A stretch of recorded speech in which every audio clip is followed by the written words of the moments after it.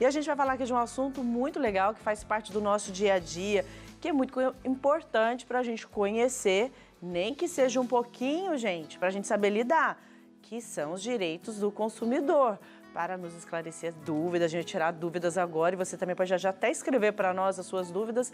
Vou falar com a advogada e professora Maria Júlia. Seja bem-vinda, Maria Júlia. Bom dia a todos que nos acompanham. Que bom, vamos conversar, né? Com certeza. Direito do consumidor a gente nunca sabe, Tema né? extremamente importante. Extremamente importante, e a gente só tenta buscar alguma coisa quando a gente se sente prejudicado, Exatamente. né? É importante saber dos direitos antes mesmo de ser lesado. Exatamente. E quantas oportunidades a gente perde, né? Sim, por não com saber certeza, com os certeza. nossos direitos. Existe alguma lei que auxilie os consumidores? Existe sim. Na verdade, desde 1960 já se discutia a proteção do consumidor. Com a Constituição Federal de 88, a proteção ao consumidor foi considerada um direito fundamental. E aí, logo em seguida, em 1990, nós tivemos a edição do Código de Defesa do Consumidor. E esse Código de Defesa do Consumidor, como que ele nos protege? O Código de Defesa do Consumidor, ele foi aprovado em 1990 e ele traz, como vem lá no artigo 1º, uma série de normas de proteção e defesa do consumidor. Então, ele protege o consumidor a partir dessas normas, que vão trazer equilíbrio, transparência e proteger o consumidor de prejuízos na hora de aquisição de produtos ou de mercadorias. Ou quando não dá certo, né? A pessoa não sabe nem por onde começar, não sabe nem né? por onde começar, exatamente. É verdade, é tão difícil. Quais são os direitos básicos que o consumidor tem? Quanto aos direitos básicos, a gente tem um capítulo próprio no Código de Defesa do Consumidor que lista uma série de direitos que muitas vezes o consumidor desconhece. Eu chamo a atenção para alguns direitos mais recorrentes que nós vivenciamos no nosso dia a dia, como, por exemplo, o direito à informação.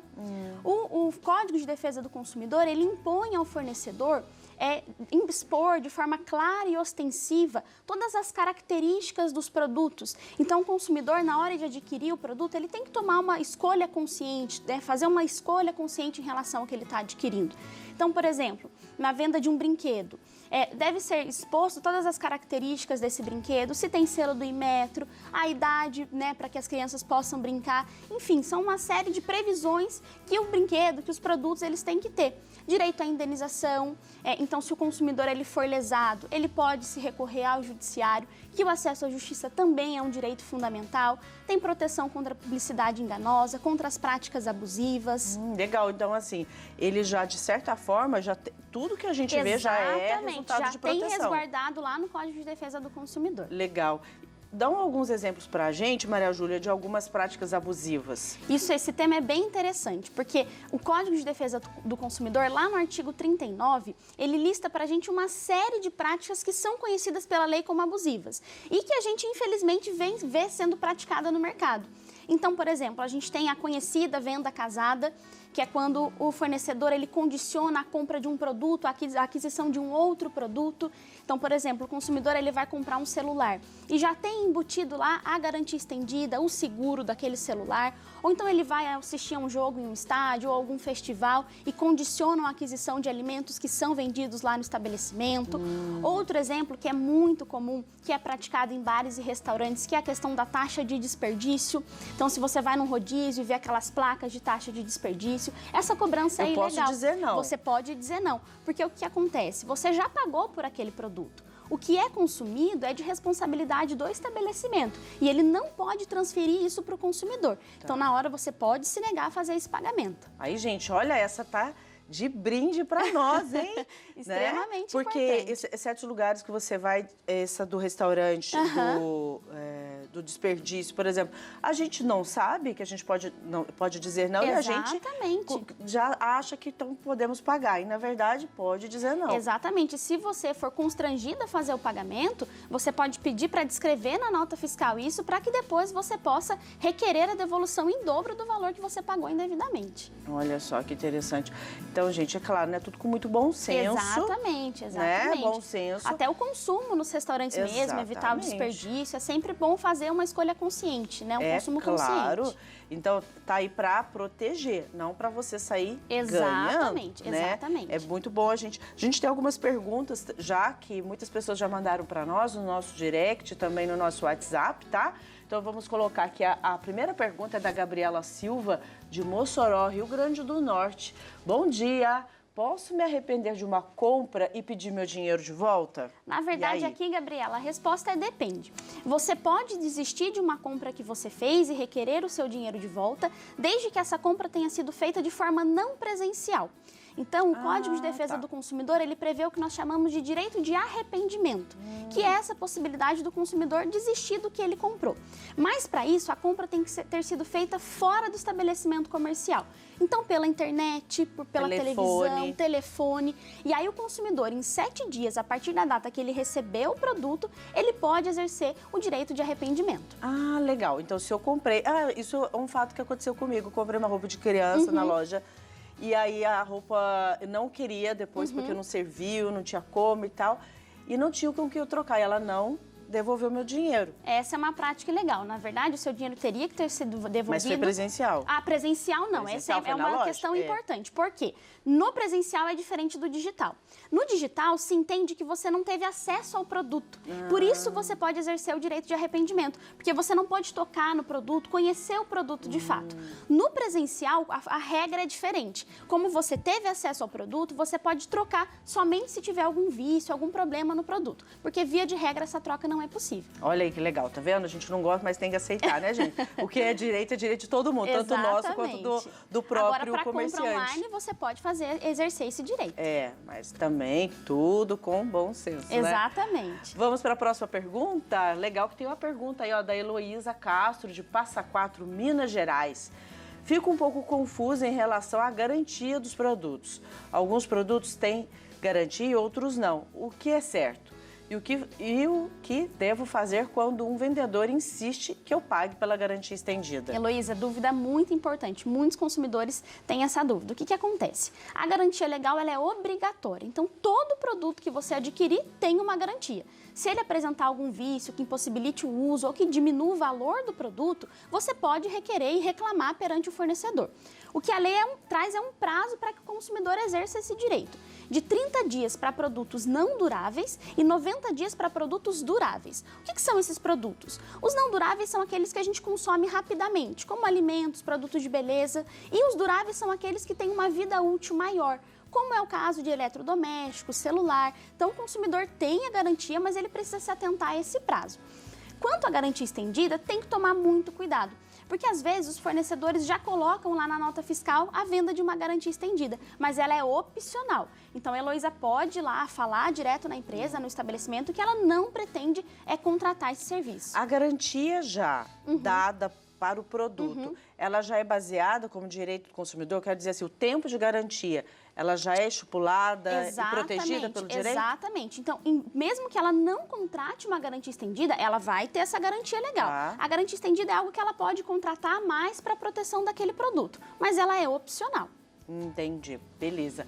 Vamos então agora para Paranavaí. A pergunta do Paraná é do Elias Bruno. Tenho dúvidas sobre a conduta de bares e restaurantes. Sou obrigado a pagar couvert artístico e taxa de serviço? E no caso de perda de comanda, tenho mesmo que pagar uma multa? Elias, essa é a pergunta extremamente importante. Afinal, quem nunca foi a um bar, a um restaurante e ficou com essa dúvida? Primeiro, quanto ao couvert artístico, a resposta é depende. Se você for previamente avisado de que naquele estabelecimento vai cobrar o couvert artístico, aí você tem que fazer o pagamento. Então, aqui tem que ser observado o direito à informação. O estabelecimento precisa avisar previamente de que vai ter uma apresentação artística, de que vai ser cobrado, inclusive qual é o valor. Combinado é combinado. Exatamente. Se foi combinado, se ele foi avisado, ele tem que fazer o pagamento. Perfeito. Caso contrário, não. A segunda questão, quanto à taxa de serviço, popularmente chamado de gorjeta, embora seja uma tradição aqui no Brasil, o pagamento não é obrigatório. Então, o consumidor pode escolher. Se na hora ele sentir que ele foi bem atendido, que ele ficar satisfeito com aquele serviço, ele pode fazer o pagamento da taxa. Mas ele não é obrigatório. O estabelecimento não pode constranger o consumidor a fazer esse pagamento. Tem que partir de uma escolha. Mas o constrangimento, ele parece ser bem comum também, Exatamente. Infelizmente, acaba acontecendo. Mas aí o consumidor ele tem que falar na hora que isso parte de uma escolha dele e que ele tem essa liberalidade de fazer o pagamento ou não. E agora a última dúvida quanto à multa pela perda da comanda. Verdade. Essa é uma situação bem delicada. Às vezes a gente vai no estabelecimento e o consumidor fica agarrado naquela comanda com medo de perder, porque a multa é muito alta, né, nos casos. Mas, de acordo com o Código de Defesa do Consumidor, essa multa ela é abusiva. O fornecedor ele não pode transferir o controle do que é vendido para o consumidor. Então, o fornecedor, ele escolhe a forma de pagamento, mas ele tem que escolher, ele tem que ter o controle daquilo que é vendido. Então, ele é que tem que saber o que o consumidor consumiu de fato. Então, se eventualmente o consumidor perder aquela comanda, ele não é obrigado a pagar essa multa. Às vezes, na hora, ele acaba ali ficando nervoso, acaba fazendo pagamento para não chamar atenção. O que ele tem que fazer nesse caso? Pede uma nota fiscal constando o pagamento dessa multa e depois você pode requerer a devolução em dobro do valor que foi pago indevidamente. E onde que ele faz isso? Ele pode, primeiramente, tentar o contato com o estabelecimento. Nesse caso, como ele já fez o pagamento, não vai ser muito frutífero. Ele pode ir até o PROCON, que é o órgão de proteção e defesa do consumidor, e registrar uma reclamação. Se essa reclamação não for bem sucedida, ele pode ir ao juizado especial civil, de preferência acompanhado por um advogado, e aí fazer o requerimento da devolução em dobro desse valor que ele pagou. Inclusive, se ele tiver algum outro abalo, ele também pode pedir uma indenização por danos morais. É muita coisa, né? São cuidados que a gente pode ter, né? E olha só, tem o Pedro Pereira, também de Montes Claros, Minas Gerais. Ele pergunta o seguinte, olha. Os cinemas podem me impedir de entrar com alimentos que não são adquiridos na loja? Essa é outra questão delicada. Às vezes o consumidor ele vai com a pipoca escondida na bolsa e vai comendo escondido com medo de ser visto. Foi na bolsa. Exatamente. Mas calma, não precisa disso. A verdade é que o cinema não pode te impedir de entrar com alimentos que tenham sido adquiridos fora do estabelecimento. O entendimento aqui é de que, ao impedir essa entrada, o estabelecimento estaria incorrendo em venda casada, porque ele estaria restringindo o consumo para a lanchonete do estabelecimento. Então, o consumidor ele pode entrar com esses alimentos, desde que sejam semelhantes aos vendidos na lanchonete do cinema. Então, por exemplo, pipoca, refrigerante, chocolate, tudo isso a entrada é permitida. Ah, então...